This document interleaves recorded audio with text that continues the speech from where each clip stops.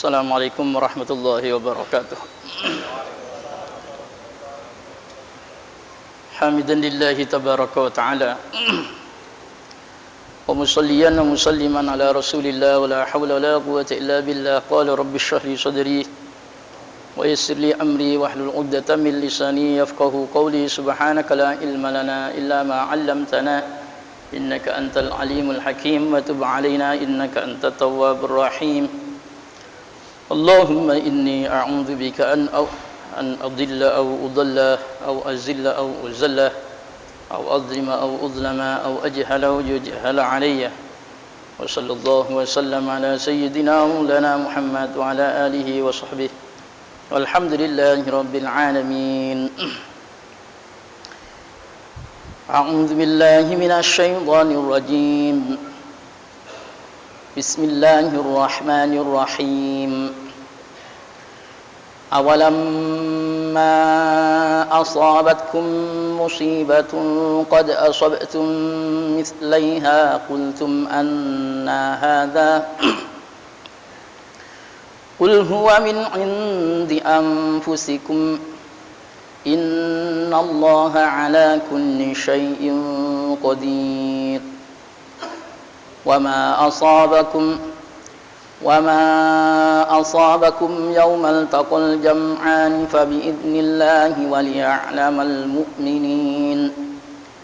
وليعلم الذين نافقوا وقيل لهم تعالوا قاتلوا في سبيل الله أو ادفعوا قالوا لو نعلم قتالا لاتبعناكم hum lil kufri yawma idzin aqrabu minhum lil iman yaquluna bi afwahihim ma laysa fi qulubihim wallahu a'lamu bima yaktumun. Jamaah salat zuhur yang dimuliakan Allah, alhamdulillah kita bisa duduk kembali untuk mengkaji tafsir Thalabul Ilm berkaitan dengan kisah perjuangan para sahabat waktu perang Uhud yang sebelumnya dimulai dengan terjadinya perang Badar. Dalam surat Ali Imran ayat yang ke-165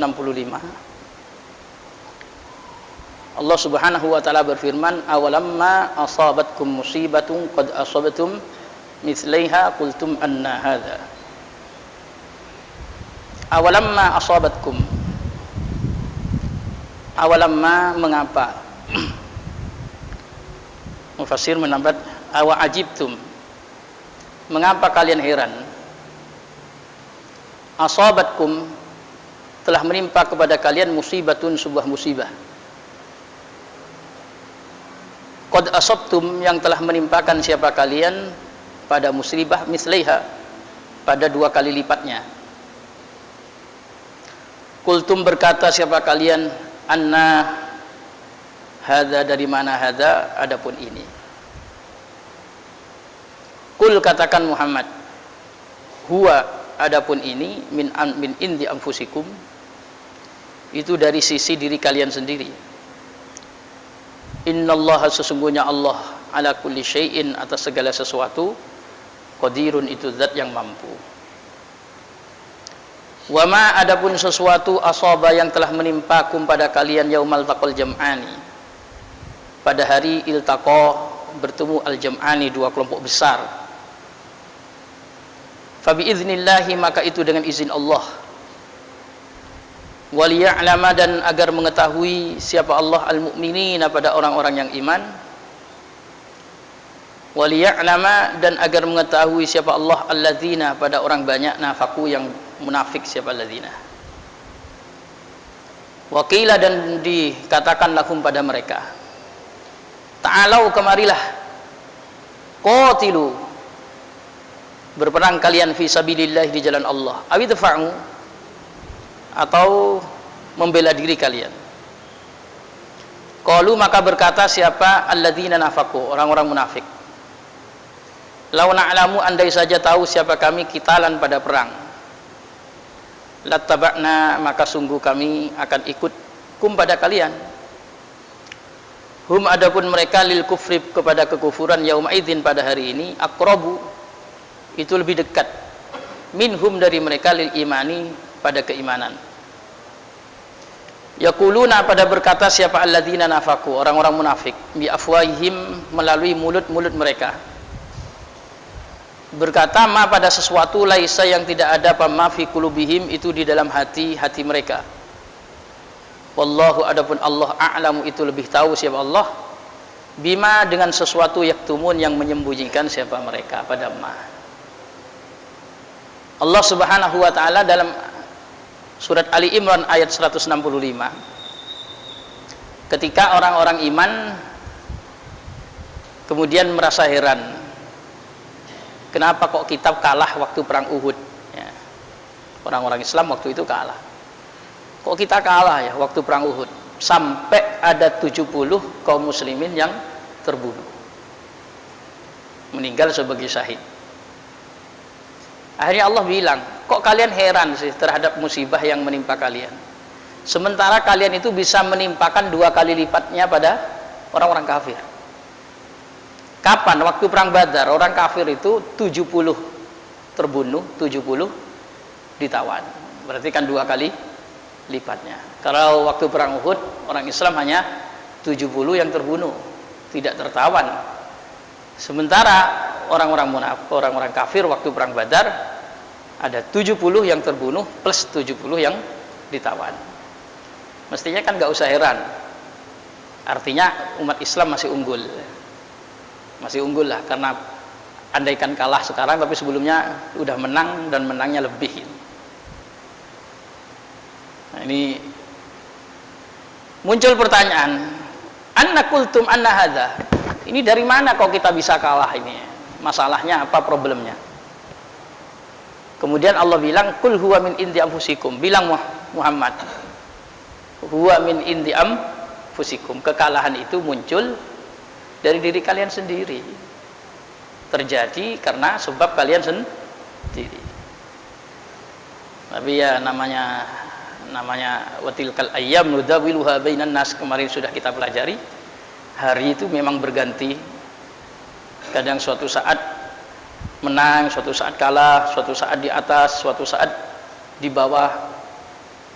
Tidak selamanya kaum muslimin kemudian unggul, suatu saat ya kemudian harus turun.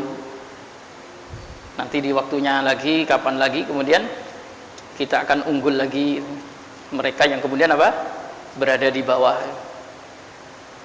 Ya bergantian. Kenapa? Watilkal ayyam nudawiluha bainan nas. Memang Allah bikin silih berganti. Cuma bagaimanapun harus dievaluasi. Kalau kita kok kalah, kaum muslimin kok lemah, itu apa masalahnya? Itu harus dievaluasi. Seperti sekarang ini kaum muslimin itu seperti apa? Buih-buih banjir, itu juga menjadi problem. Sampai diperebutkan oleh musuh-musuh kaum muslimin itu seperti para pemangsa ya, memakan mangsanya. Kalau orang mayoran itu mempermainkan makanan itu masya Allah seenaknya. Kemudian apa ternyata masalahnya kaum muslimin kok bisa diombang-ambing? Ternyata kata Rasulullah, fa innakum qad asabatkum al-wahd. Padahal waktu itu sahabat sempat nanya ya, awa min qillatin yauma idzin ya Rasulullah, waktu itu jumlah kaum muslimin sedikit atau bagaimana Rasulullah ya? Kok kaum muslimin dibuat permainannya, hanya dijadikan apa? Mangsa. Seperti apa ya, diterkam sana banyak tapi enggak, bukan serigala, banyak tapi bukan harimau ya. Tapi hanya domba-domba yang dipermainkan. Awa min qillatin nahnu yauma idzin ya Rasulullah, kaum muslimin waktu itu sedikit atau bagaimana Rasulullah? Kata Rasulullah, wa antum bal antum hina idzin katsir, katanya. Kata Rasulullah, waktu itu justru jumlah kalian banyak. Walakinnakum wutha'un ka wutha'is sail, Hanya saja sayangnya meskipun banyak, hanya seperti buih-buih banjir. Kaum muslimin hanya seperti buih-buih banjir, dihempas ke sana, dihempas ke sini, ke sana kemari, dipermainkan. Fa innakum asabakumul wahan, kata Rasulullah. Waktu itu kaum muslimin tertimpa penyakit wahan. Qila wa mal wahan ya Rasulullah? Penyakit wahan itu apa Rasulullah? Katanya, hubbud dunya wa karahiyatul maut. Kaum muslimin waktu itu over cintanya pada dunia dan ketakutan yang berlebihan terhadap kematian. Kalau kita ini cinta dunia berlebihan, kemudian sama kematian itu takut betul, itu masa-masa di mana kaum muslimin akan menjadi bahan permainan. Kita akan hanya diombang-ambing ya. Banyak sih kalau banyaknya ya. Tapi kayak gak punya power ya. Banyak tapi gak punya power. Kaum muslimin di mana-mana, di sana muslim, di sana muslim, di sana muslim. Maka bisa jadi kita sendiri itu disebut dengan mayoritas. Tapi mayoritas seperti minoritas. Yang mayoritas dipermainkan minoritas, bisa jadi. Kenapa ya? Karena hanya buih banjir ya. Buih banyak tapi buih ya. Cuman menjadi pertanyaan, kok bisa banyak hanya menjadi buih? Karena waktu itu kita tertimpa penyakit wahan. Itu untuk evaluasi. Wahan itu apa? Cinta dunia, takut mati. Nah, di waktu perang Uhud, orang Islam nanya, kok bisa ya kita kalah? Kok bisa kita kalah? Mereka heran. Allah musuh 2 kali lipatnya. Waktu perang Uhud kalian terbunuh hanya 30, hanya 70. Di perang Badar kalian terbunuh memang 70 sama, tapi kan kalian bisa nawan sampai jumlahnya juga 70. Cuma kalau muncul lagi kultum anna hadza, dari mana kita kok bisa kalah? Ya jawab Muhammad, huwa min indi fusikum, ya dari diri kalian sendiri tuh. Masalahnya apa? Rasulullah sudah memerintahkan ar-rummah, para pemanah tetap posisinya di atas, kalah ataupun menang di Jabal Rummah, Jabal Uhud, agar kemudian tidak turun kena posisinya menang ataupun kalah. Tapi kemudian ketika kaum muslimin merasa menang, kemudian mereka masih musyawarah. Turun lah wes kita ya, musuh sudah pada kabur gitu kok katanya, kita turun aja, turun. Sebagian bilang janganlah, Rasulullah udah bilang kalah atau menang kita nggak usah turun. Tapi ini kan sudah selesai nih, musuh sudah meninggalkan barang rampasannya, mereka sudah pada pergi katanya. Akhirnya mayoritas turun, hanya sebagian kecil yang berada di atas gunung. Ternyata itu dimanfaatkan oleh Sayyidina Khalid bin Walid waktu beliau masih belum masuk Islam. Beliau kemudian memutar pasukannya mengelilingi gunung. Kaum muslimin mengira mereka sudah kabur, tapi ternyata nelikung dari belakang. Gunung Uhud itu dikelilingi, kemudian naik dari bagian belakang, kemudian pasukan pemanah yang di atas bukit hanya tinggal sedikit itu dihabisi. Sehingga posisi strategis puncak gunung waktu itu malah dikuasai oleh orang-orang kafir. Nah, waktu itu ya memang Khalid bin Walid semenjak dulu memang di dalam dalam perang, strategi, memainkan strategi ini sudah pandai. Nah, itu kalau ditanya kok bisa kalah, ya itulah kalian sendiri. Kultum anna hadza qul huwa min indi anfusikum. Ya ulah kalian sendiri, udah dibilangi jangan turun, kalah ataupun menang, kok turun. Nah, ini berarti dari diri kalian sendiri. Cuman kita nggak boleh suudzon sama sahabat ya. Meskipun namanya selain Nabi itu nggak maksum, tapi kita harus punya akhlak, punya adab, punya sopan santun.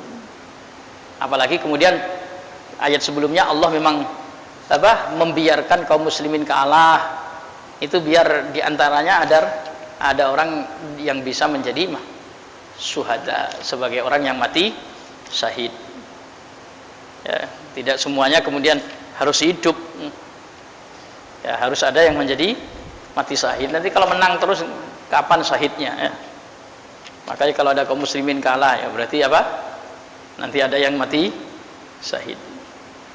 Jadi kalau melihat hikmahnya begitu ya. Melihat hikmah dari sisi yang lain. Artinya apa? Kok kaum muslimin sekarang banyak terbunuh, ya sudah berarti Allah ingin mengambil di antara mereka sebagai syuhada. Cuma ya tetap dievaluasi, kenapa kok kita kalah? Apa benar kaum muslimin sekarang lagi cinta dunia dan takut dengan mati?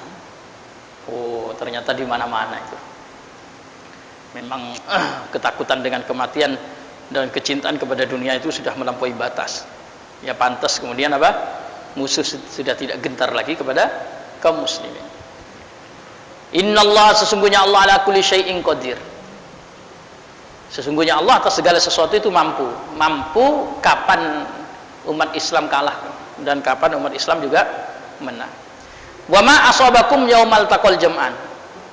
Apa yang menimpa kalian waktu perang Uhud, waktu perang Badar, di antara ketika dua pasukan bertemu, fa biiznillah, semuanya terjadi dengan izin Allah. Kalau Allah nggak mengizinkan, nggak bakalan terjadi. Kalau Allah nggak merestui, nggak bakalan kalah kaum muslimin seperti apapun yang terjadi itu fa biiznillah. Makanya kalau kembali ke ini, orang itu mesti taslim sudah. Wong kita ini punya Rabbul Alamin yang kita baca setiap sholat. Alhamdulillahi Rabbil Alamin. Segala puji bagi Allah, Rabb alam semesta. Kalau sudah kembali ke situ, ya sudah, cerita dunia seperti ini Allah yang mengatur. Ya sekarang keadaan seperti ini Allah yang mengatur. Ada Rabbnya. Kalau Allah nggak mengizinkan, nggak bakalan terjadi. Segala sesuatu itu terjadi, musibah menimpa kita, itu semuanya bagaimanapun tetap dengan izin Allah. Ya cuman itu tadi untuk bahan evaluasi. Kenapa kok bisa seperti ini, ya perlu ya. Tapi hakikatnya apapun yang menimpa kita itu semuanya mesti dengan izin Allah. Waliya'lamal mu'minin. Yang nomor dua, Allah ini ingin ngerti, meskipun Allah maha tahu. Allah itu ingin tahu siapa sih orang yang iman betulan. Orang yang iman betulan itu yang konsisten dengan keimanannya. Mana orang-orang yang betul-betul iman? Waliya'lamal ladzina nafaqu. Dan Allah ingin tahu mana sih sebenarnya orang yang munafik. Karena orang itu nampak kalau udah kalah nampak. Yang munafik itu nampak, yang iman itu nampak. Tapi orang kalau posisi unggul itu semuanya kayak iman semua. Tapi ketika posisi terdesak, posisi sulit, posisi lemah, ketahuan nanti mana yang betul-betul iman dan mana yang munafik. Biasanya begitu sudah. Ya, kita juga punya kawan ya. Orang itu kalau sudah lagi suasana gembira, semuanya kayak kawan semua sudah. Kawan semua, kayak setia semua, apalagi kalau sudah kaya raya, banyak kawannya. Tapi kalau ingin tahu mana yang betul-betul menjadi kawan setia waktu kita sulit, mana sih sebenarnya yang betul-betul teman yang setia dan bukan, di situ kelihatan. Begitu juga ketika kaum muslimin itu kalah, itu Allah ingin tahu mana yang masih betul-betul komitmen dengan keimanannya dan mana yang ternyata masih punya sifat munafik. Kalau orang munafik begini, wa qila lahum ta'alu qatilu fi sabilillah. Kenapa? Karena kaum muslimin waktu kalah, Rasulullah itu ketika bangkit dari posisinya yang waktu itu sangat lemah sekali sampai dikira meninggal, Rasulullah perintahkan untuk ngejar lagi. Subhanallah. Posisi kalah, mereka masih terluka-luka, Rasulullah perintahkan bangun, berangkat, kata Rasulullah. Ayo serang musuhmu, katanya, lawan, kejar sana ini. Subhanallah ya. Posisi kayak begitu Rasulullah tetap apa? Mengkomando untuk mengejar musuh. Ketika kalah itu. Nah disitulah orang-orang munafik kemudian berkata, ketika ta'alu qatilu fi sabilillah aw idfa'u. Ayo, kemari kalian. Kita berperang lagi di jalan Allah, atau kalian mau membela diri saja? diam itu, nunggu mempertahankan saja. Ternyata jawab, qalu law na'lamu qitalan lataba'nakum, katanya. Orang-orang munafik bilang, oh kalau kami tahu ternyata kita ya harus perang ya, mesti ikut. Tapi mereka sebenarnya udah tahu. Tapi gayanya apa? Nggak mau berangkat lagi, nggak mau berangkat perang. Nah, itulah orang munafik. Hum lil kufri yauma idzin aqrab, kata Allah. Orang-orang munafik waktu itu nampak sekali kepada kekufuran lebih dekat. Namanya hum yauma idzin, hum lil kufri yauma idzin aqrabu minhum lil iman. Antara keimanan dengan kekufuran nampak sekali sudah. Mereka lebih dekat pada kekufurannya. Yaquluna bi afwahihim ma laysa fi qulubihim. Yang mereka katakan dengan mulutnya itu tidak sama dengan apa yang ada di dalam hati mereka. Enggak sama. Memang ciri-cirinya orang munafik kan begitu. Ketika berbicara dusta. Mulutnya bilang, oh kalau kami tahu ikut, padahal sudah tahu. Itu pun enggak ikut, cuman bilangnya kalau kami tahu mesti ikut. Wallahu a'lamu bima yaktumun, padahal Allah Maha tahu apa yang mereka sembunyikan. Nah, ini jemaah fillah ya, ini masih kaitannya dengan perang Uhud, perang Badar. Beberapa kali Allah Subhanahu wa taala mengingatkan kaum muslimin tentang terjadinya perang Badar agar menjadi evaluasi. Sampai alladzina qalu li ikhwanihim wa qa'adu law ata'una ma qutilu. Orang-orang munafik itu malah pada bilang pada teman-temannya, wa qa'adu law ata'una ma qutilu. Mereka yang enggak ikut perang, duduk-duduk di rumah saja, mereka bilang law ata'una ma qutilu, katanya. Andaikan kamu ngikuti kami, patuh sama kami, makutilu, kalian tidak akan terbunuh. Saya ngapain berangkat perang? Kemarin tak bilangi nggak usah berangkat, nggak bakalan terbunuh. Allah bilang, "Qul fadra'u an anfusikumul maut," katanya. Bilang Muhammad sama mereka, coba kalian tolak itu kematian dari diri mereka kalau sanggup, katanya. In kuntum shodiqin, jika kalian merasa benar. Itu kan hanya persepsi. Kalau kita perang mati, kalau nggak perang nggak bakalan mati. Tapi nyatanya sudah pada mati. Karena mereka orang-orang yang ikut perang Uhud sama yang nggak ikut perang Uhud sama-sama mati, kan? Selesai sudah ceritanya.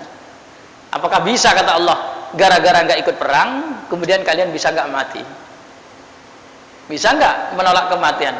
Nggak bisa, ya sudah. Ini menjadi pelajaran buat kita. Orang-orang yang zaman dulu termasuk di zamannya Belanda ya, yang menjadi munafik-munafiknya bangsa, yang karena takutnya dengan kematian rela menjual kawannya sendiri, negaranya, karena takut mati. Ya nyatanya mereka sudah mati semua. Yang berjihad mati, yang enggak berjihad juga mati, yang imannya kuat ya mati, yang lemah juga mati. Berarti gimana? Ya mestinya kita memposisikan diri pada posisi yang mukmin, yang hakiki. Karena kita nggak bisa menolak kematian. Kalau ada komando perang seperti Seperti tanggal 22 hari santri zaman dulu, kemudian kita diajak untuk berangkat perang, berangkat saja.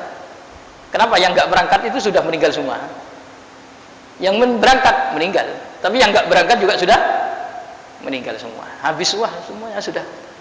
Sama sekarang ini, andaikan ada komando perang untuk membela agama Allah, membela bangsa dan negara, ada panggilan itu, ya kita harus siap berangkat. Oh, saya takut mati kalau berangkat. Bener nggak kamu itu? Kalau nggak berangkat nggak mati.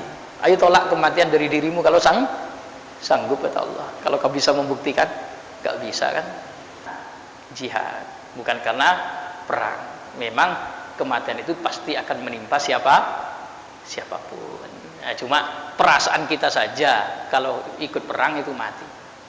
Nyatanya Sayyidina Umar, Sayyidina Abu Bakar, umurnya ya panjang-panjang. Sayyidina Utsman ya usianya panjang, padahal ikut perang berapa kali sudah. Sayyidina Abu Bakar ikut perang beberapa kali, akhirnya meninggal biasa-biasa saja. Sayyidina Umar bin Khattab perang beberapa kali, nggak pernah meninggal. Justru meninggalnya pas di rumah. Meninggalnya justru pas di rumah mau sholat. Mau sholat baru terbunuh. Ketika posisi sholat, Sayyidina Ali juga sama, ikut perang terus, tapi meninggalnya juga sama, kasus waktu sholat.